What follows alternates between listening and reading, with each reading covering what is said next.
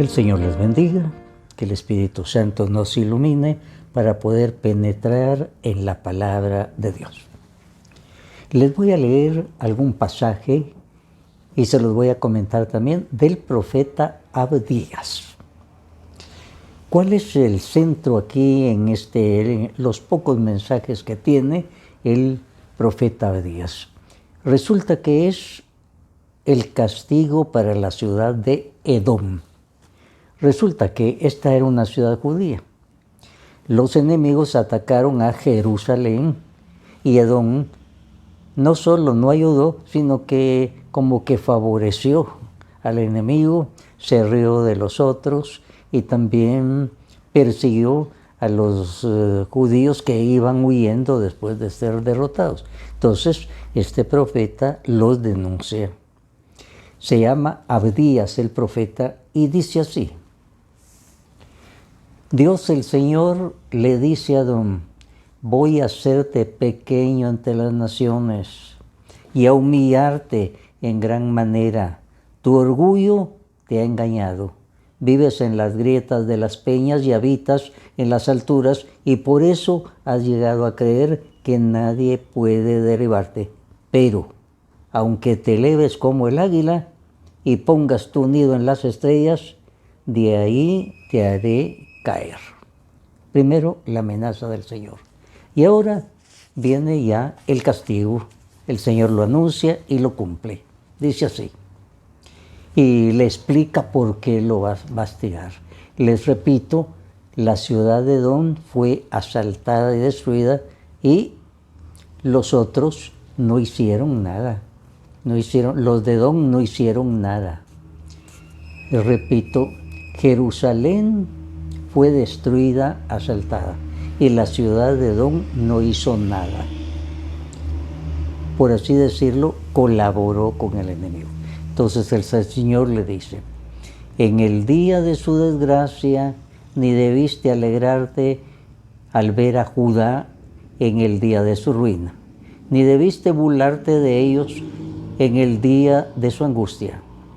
No debiste entrar en mi ciudad el día de su sufrimiento, ni debiste alegrarte de su desgracia. El día de su infortunio, ni debiste robar sus riquezas el día de su calamidad.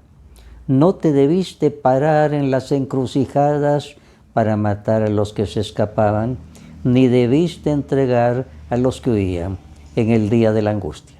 Lo mismo que hiciste con otros, se hará contigo. O sea, estaban asaltando a una ciudad judía, a Edom, y no hicieron nada. El Señor les dice: los descendientes de Jacob recobrarán sus tierras. Los descendientes de Jacob y de José serán fuego y serán llama. Y los de Esaú serán estopa, que aquel fuego devorará completamente. Ninguno de los de Esaú se salvará, yo el Señor lo he dicho. Aquí hay que recordar algo: Esaú y Jacob. Ahí de los principios de la Biblia se nos habla. Y ahora, Esaú, por así decirlo, era el malo. Jacob no era tan bueno, pero era mejor que el otro. A los ojos de Dios fue escogido. Entonces, estos dos pueblos representan a esos dos. Jacob representa a Jerusalén y Esaú es la estopa que va a ser quemada, va a ser devorada. Ese es el mensaje que nosotros encontramos en el profeta Abdías. Ahora viene el profeta Jonás. Este asunto es más importante. El profeta Jonás, capítulo 1, el Señor le dice: anda, vete a la gran ciudad de Nínive y anuncia que voy a destruirla, porque hasta mí ha llegado la noticia de su maldad. Nínive, una ciudad perversa, pagana, no eran judíos. El Señor llama a un profeta judío, que es Jonás, y le dice: vete a Nínive a predicar la conversión. Jonás, en lugar de ir, no dice nada, pero no va. Y quiere huir de Dios. Y busca un barco que lo lleve a lo más lejano en aquel tiempo, es Tarsis, según parece era España. Entonces ir al lugar más alejado del mundo en ese tiempo. Toma un barco para irse lo más alejado. Ahora, pongan atención en que muchas veces, aquí el texto va a decir, el Señor dispuso. Es decir, el Señor está a la cabeza de todo lo que va a suceder. Él va llevando las cosas para el bien. Parecen mal, pero es para bien muchas veces. Entonces, aquel se fue huyendo, tomó una nave para irse al lugar más alejado, a Tarsis. Se viene una tormenta, dice, el Señor dispuso que hubiera una tormenta. O sea, el Señor comienza a actuar. El otro no le dijo sí ni no, el profeta Jonás se fue a un lugar para que Dios no lo alcanzara, según él. Entonces se viene una gran tempestad. Los marineros dicen qué está pasando y comienzan a investigar. Y en la bodega encuentran durmiendo a Jonás. ¿Por qué estaba durmiendo? No quería ver la realidad, como nos pasa a veces a nosotros. No queremos ver nuestra realidad. Él sabía que era de parte del Señor que venía todo eso, no quería verlo. Entonces se va a la bodega y los marineros que andan investigando qué está pasando, lo encuentra. ¿Qué estás haciendo ahí? Dormilón, levántate y clama a tu Dios. Cosa interesante. Los marineros paganos están clamando a sus dioses y el profeta Jonás no clama al único Dios. Él no es politeísta, Jonás, los otros sí. Y entonces clama a tu Dios. Y el otro dice, vamos a echar suertes a ver quién tiene la culpa de lo que está pasando. Echaron suertes y la suerte recayó sobre Jonás. ¿Eres tú? Y él dice, sí, soy yo. Y les contó su historia. Estoy huyendo de Dios. No he querido ir al lugar que me mandaba. Entonces, él mismo dice, échenme al mar. Él se quiere autocastigar. Échenme al mar. Pero ellos echaron suerte y la suerte indicó que él tenía la culpa. Entonces lo echan al mar. Bueno, y se calma la tormenta. Pero vean lo que dice aquí en el versículo 17, capítulo 1, versículo 17, les leo los pasajes más relevantes para que usted vaya comprobando en su Biblia lo que estamos leyendo. Entre tanto, el Señor había dispuesto un enorme pez para que se tragara a Jonás, y Jonás pasó 3 días y 3 noches dentro del pez. Aquí habla de un gran pez. En otra traducción dice un gran cetáceo. El pueblo lo bautizó como ballena y por eso hablamos de la ballena. Y lo cierto que va a parar al vientre de la ballena. El Señor dispuso que una ballena lo fuera a tragar. Es asunto del Señor. Parece malo. El Señor dispuso que lo echaran al mar. Es malo. Que lo tragara una ballena es malo. Pero resulta que tenía un fin bueno para el Señor. No para perdición de Jonás, sino para salvación de Jonás. Entonces llega la ballena y se lo traga. En el versículo 10 dice, entonces el Señor dispuso que el pez vomitara a Jonás en la tierra, en la playa. En el vientre del gran cetáceo, del gran pez, de la ballena, como dice el pueblo, Jonás, una vez que estuvo, comenzó a clamar al Señor, a pedir perdón, a pedir misericordia, y el Señor escuchó su oración. Aquí no hay que estar discutiendo si una ballena se puede tragar a un hombre y no, y puede estar vivo. Ese no es el asunto, porque aquí es el Señor el que se está llevando a cabo las cosas, y para Él no hay nada imposible. No es nada imposible que una ballena se trague a un hombre y después lo vomite. No hay ningún problema. Así es que aquí es el Señor el que va llevando esto. Parece fantasía, pero es una realidad. En el capítulo 3, el Señor se dirigió por segunda vez a Jonás y le dijo: anda, vete a la gran ciudad de Nínive y anuncia lo que te voy a decir. Ya se puede imaginar ahora, el Señor le dice: Jonás, vete para acá, ahora vete a predicar a Nínive. Corriendito se fue aquel. Y había tenido la experiencia de la tormenta, de caer en el mar, de ir a parar al vientre del gran cetáceo. Y entonces corriendito se fue. Pasemos al capítulo 3. Dice que el Señor se dirigió por segunda vez a Jonás y le dijo: anda, vete a la gran ciudad de Nínive y anuncia lo que te voy a hacer. Ahora, la segunda vez, corriendo se fue Jonás. Ya tenía la experiencia anterior. Se fue corriendo a predicar. Y entonces dice aquí en el capítulo 3, del versículo 4 en adelante: Jonás entró en la ciudad y caminó todo un día diciendo a grandes voces: dentro de 40 días Nínive será destruida. Los habitantes de la ciudad, grandes y pequeños, creyeron en Dios, proclamaron ayuno y se pusieron ropas ásperas en señal de dolor.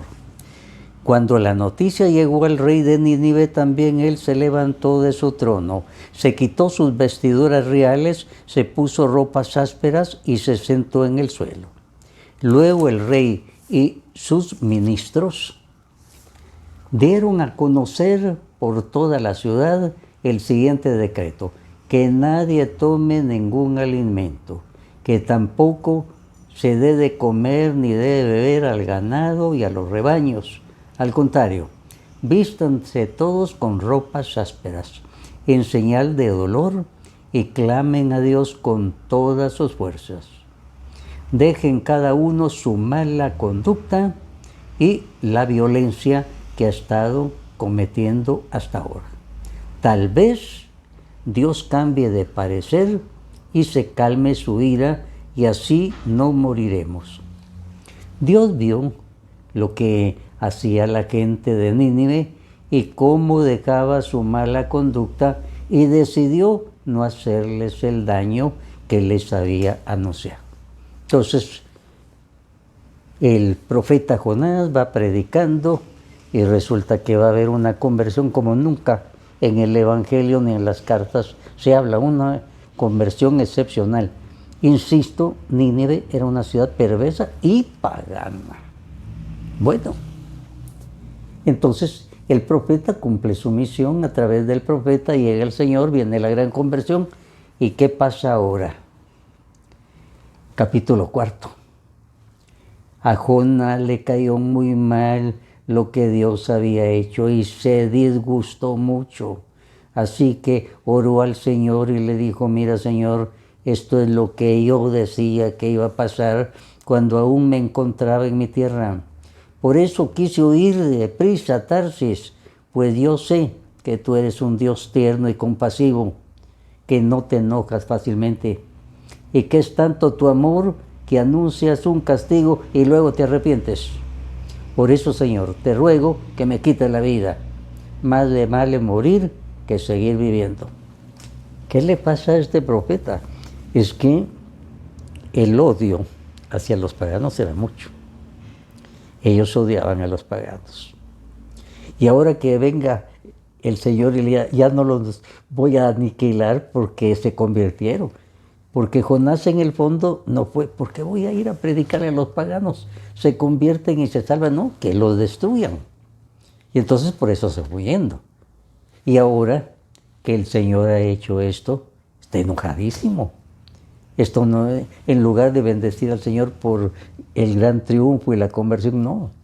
Ya decía yo que tú eras muy débil, solo te dicen que se arrepiente y ya los perdonas, por eso me fui yo. Entonces vean este profeta. Interesante esto. Él fue a predicar la conversión y el que necesitaba convertirse era él. Él no se había convertido. Fue porque por miedo. Muchas veces nosotros por miedo obramos. nos pasó algo y entonces por miedo resultamos en la iglesia y resultamos participando en la misa, rezando rosario, pero no ha habido conversión. Hay susto, hay miedo. Y eso pues no le agrada a Dios, porque una vez que se va el susto vuelve uno a lo mismo. No ha habido una verdadera conversión. Entonces aquí viene el desenlace de todo este libro. El Señor se va a dirigir a Jonás y le va a hacer ver lo siguiente. Jonás, enojadísimo en ese lugar hostil, mucho sol, fue y de pronto el Señor hizo salir una plantita de higuera que le dio sombra y él se enamoró de su plantita que le estaba dando sombra, y el Señor hizo que de un momento a otro un gusanito insignificante picara y se quedó sin su sombra. Y entonces se puso furioso Jonás porque ya no tenía su higuera. Y el Señor se va a servir de esa higuera y va a sacar la lección de este mensaje del profeta. En el capítulo 4, que es el último, del versículo 10 en adelante, dice así: entonces el Señor le dijo: tú no sembraste la mata de ricino, ni la hiciste crecer en una noche. Nació y a la otra se murió. Sin embargo, le tienes compasión. Pues con mayor razón debo yo tener compasión de Nínive, esa gran ciudad donde hay más de 120,000 niños inocentes y muchos animales. O sea, aquí se quiere alabar la misericordia de Dios. El profeta decía: yo no quería ir porque a ti solo te dicen que se van a arrepentir y ya los perdona. La misericordia de Dios. Y entonces el Señor hace la comparación. Jonás, tú tienes compasión de tu plantita que te daba sombra, te habías entusiasmado con ella. ¿Cómo no voy a tener yo misericordia de los miles de niños que hay ahí con sus papás, con sus familias? Y entonces este libro resalta la misericordia de Dios. O sea, lo que dice Jonás tiene razón. Tú solo te dicen qué hacer y ya los perdonaste. La misericordia del Señor. Así es que este libro de Jonás ensalza la misericordia de Dios. Es un libro muy interesante. Es el libro de la segunda oportunidad. Ya él había fracasado en la primera. Se fue a Tarsis, desobedeció. El Señor lo alcanzó por medio de una tormenta. Lo echaron al mar, lo trae una ballena. Y aquel le clama en el vientre de la ballena. Y el Señor hace que la ballena lo vomite. O sea, la misericordia de Dios. La oración de arrepentimiento hace que la misericordia de Dios actúe y la ballena lo vomite. Le dan la segunda oportunidad. Aquel va, pero no está convertido. Él va a predicar, va con el poder del Señor. Y el poder del Señor llega a los otros y sirve para la conversión masiva, como nunca se habla en la Biblia de otra conversión masiva de todo un gentío. Pero Jonás era el que necesitaba conversión. Se enoja contra Dios y Dios le dice: mira, tú tienes lástima de la higuera que te proporcionó sombra. ¿Cómo no voy a tener misericordia yo de toda esta gente? Y ahí termina el libro. No dice si Jonás se convirtió. Posiblemente sí. Posiblemente. Aquí no dice que se haya convertido. Pero sí nos dice lo siguiente, sobre todo a los predicadores. Nosotros muchas veces podemos obrar por miedo, predicar. Se puede convertir la gente y nosotros no nos convertimos. La misericordia de Dios es la que nos debe alcanzar y logra nuestra conversión. Ahora voy a pasar al profeta Miqueas. Aquí en este profeta Miqueas esencialmente voy a hacer resaltar una cosa. Con unos 700 años de anticipación, aquí en este libro el profeta ya había dicho en qué lugar iba a nacer el Mesías. Cosa bellísima. Con 700 y tantos años de anticipación, aquí el profeta Miqueas va a anunciar ¿Dónde va a nacer el Mesías? Vamos a ver aquí en el capítulo 3, vamos a leer capítulo 5. Dice así: en cuanto a ti, Belén Efrata, pequeña entre los clanes de Judá, de ti saldrá un gobernante de Israel que desciende de una antigua familia. Ahora el Señor deja a los suyos, pero solo hasta que dé a luz la mujer que está esperando un hijo. Más abajo dice: el rey se levantará para pastorear a su pueblo con poder y la majestad del Señor su Dios, y ellos podrán vivir en paz, porque el Señor será engrandecido hasta el último rincón de la tierra. Él traerá paz. En el Evangelio de San Mateo se encuentra el caso de los magos de Oriente. Han recibido una señal por medio de una estrella que les anunciaba que el rey de los judíos había nacido. Entonces ellos armaron una peregrinación, llamémosla así, una gran caravana con regalos grandes. Eran magos de Oriente para entregar al rey de los judíos que había nacido. Y entonces ellos pensaron, si es el rey de los judíos, tiene que haber nacido en la mejor ciudad que hay. Vamos a Jerusalén entonces. Entonces llegan a Jerusalén y preguntan, se nos ha anunciado que ha nacido el rey de los judíos. ¿Dónde lo podemos encontrar aquí en Jerusalén? No. Y entonces el rey Herodes, nada menos, un pagano, se asustó porque otro rey, él había matado a varios parientes para que no le quitaran el puesto. Y cuando oye que ha nacido otro rey, se asusta. Pero lo disimula, entonces manda a llamar a los especialistas en la escritura, los escribas se llamaban.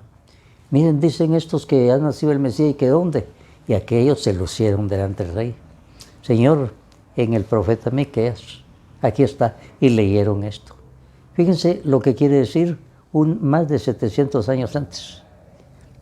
Dice así: en Belén a ti, Belén Efrata, pequeña entre los clanes de Judá, de ti saldrá un gobernante de Israel que desciende de una antigua familia.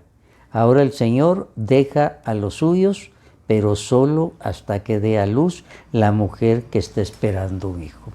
Así es que ya estaba anunciado. Por eso el rey Herodes le dice, y ustedes, ya que se lo hicieron. Majestad, aquí está. Profeta Miqueas, aquí está. En Belén de Judá va a nacer el Mesías. Ya ellos lo sabían. Pero aquí otra cosa también impresionante. Ellos, los primeros que sabían dónde, pero no fueron. Vayan ustedes, ya nos vienen a contar. A Jesús nadie lo puede encontrar en lugar de nosotros.